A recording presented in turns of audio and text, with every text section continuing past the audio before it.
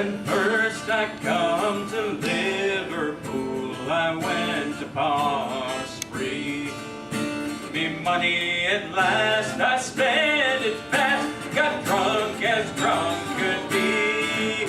And when me money was all gone, 'twas then that I wanted more. But a man must be blind to make up his mind to go to see once more. Once more, once more, to go to see once more.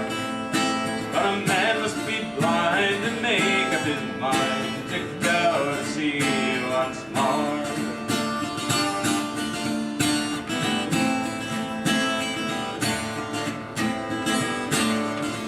And as I was rolling down the street, I run into Rapper Brown.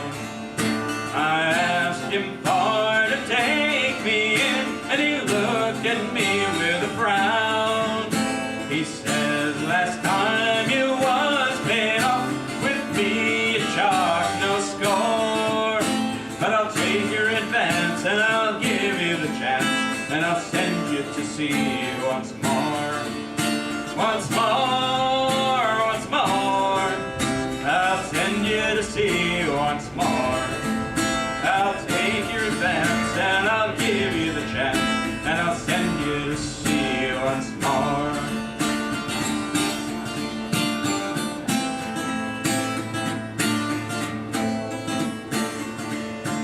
Well, you see, going to sea sounds like a really glamorous life a lot, especially the pirate version of it, where you've got doubloons piled up higher than your kneecap.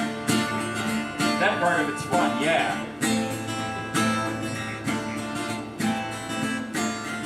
But what they don't tell you is there's actually a lot of drudgery in it.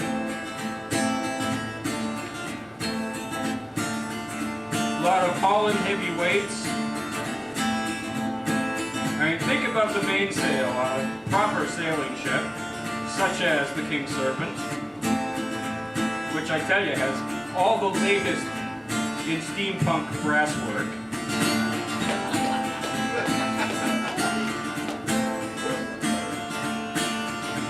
The goggles themselves are so fine, I keep mine in a bank vault.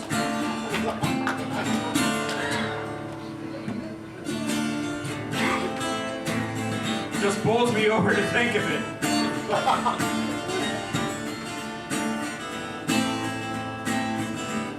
But the mainsail is slightly larger than the floor that you're sitting on. And it's made out of heavy canvas so it doesn't tear in a gale force wind.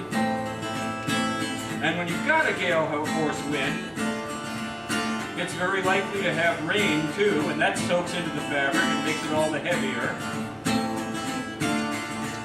And your job in a condition like that is to reef it as fast as you can, which is to say, haul it up to the mast, the jib it is, and tie it up so the wind doesn't catch it and tear it. Because if you lose your sails, you're in deep water. There's a lot of ships have disappeared off the face of the earth and nobody knows where they are today for no better reason than they've lost their sails in a storm.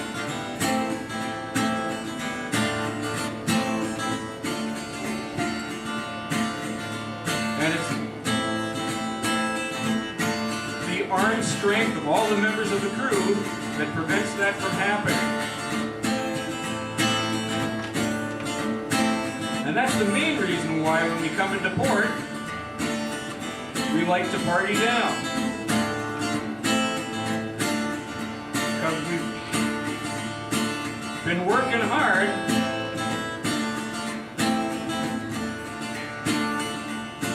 It's kind of like going to the gym, except you live there 24/7, and they're always out of towels.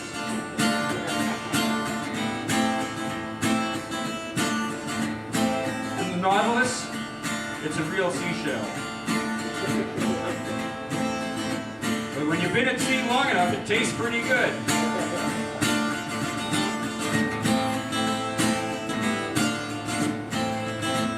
And in the last analysis, it really all comes down to what sort of a man your captain is. The captain is just into being management. I mean, I've seen captains who'll hang out that mainsail and get one of those newfangled projectors and just post a bunch of PowerPoint slides on the sails. Think that's a motivational tool.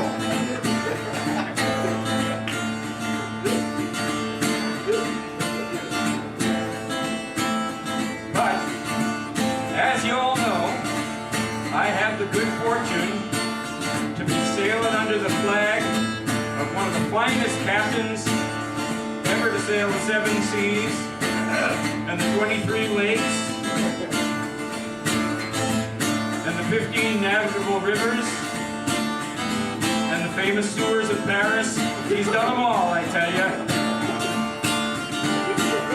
And of course, I speak of the good Captain David Forktongue. Captain! Oh, good to see you, mate. And you! I see you never miss a cue. Oh, not at all, not at all. Excuse me, sir, it's $5 to get in. Sorry, Captain. Sorry. Where's my grog? Right away, sir, right away. Please don't beat me this time. Back to your post, you scallywag. Aye.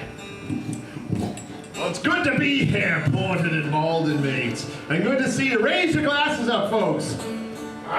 Cheers to you all, mates. And to you, Minstrel Michael. Thank you. Although my glass seems to have gone missing. Ah. Well, we'll talk afterwards, you. Well, let me tell you a little bit about myself. My name's David Forktongue, and I am a very well-known pirate captain. But like most pirates, I didn't always start out that way. Like most pirates, I started my career aboard a military vessel. And although my heart and soul was always that of piracy, I served the captain of that ship, a man named Captain William Warren, very, very faithfully. Although there were some treasures that came with working for the good captain. Now, treasure is not all gold, silver, or emeralds, if you know what I'm talking about. This treasure came in the form of the good captain's own wife. You know what I'm talking about. Oh yeah, you know what I'm talking about. Does everybody know what I'm talking about? Applaud if you know what I'm talking about. Now, it was reported by a random member of the crew that me and the good captain's wife were seen in some very interesting positions, if you know what I mean. And when it was brought to my attention, I looked at the captain right in the eye and I said, "Captain, honestly, yeah, it's all true." So the orders were given that I was to be executed on the deck of the ship on the morrow. So they took me, shackled me in chains, and locked me in the brig's, mate. And then the morrow came. They went to the brig to try to dig me out, but I was nowhere to be found. Where was I? Well, although I oftentimes like to share a lot of tales of piracy, this is one tale that I keep close to my heart. It's my secret that I will not reveal.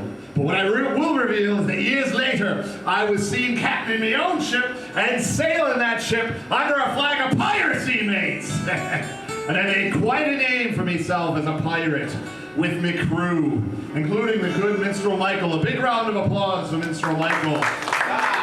Aye. And oftentimes I sail port to port, and I accumulate a lot of different stories and I'm going to share a couple of adventures of myself as a pirate and some other pirates that I have come to know over the years and learn their stories as well. But before we continue, I'm going to say that please, tonight, be very kind to your waitresses and bartenders. They work very hard over here. Make sure you take good care of them tonight on your drinks, mates. But first, Minstrel Michael, shake a leg. Oh, God, I've had this palsy for years. don't be so literal. Give us a song, man.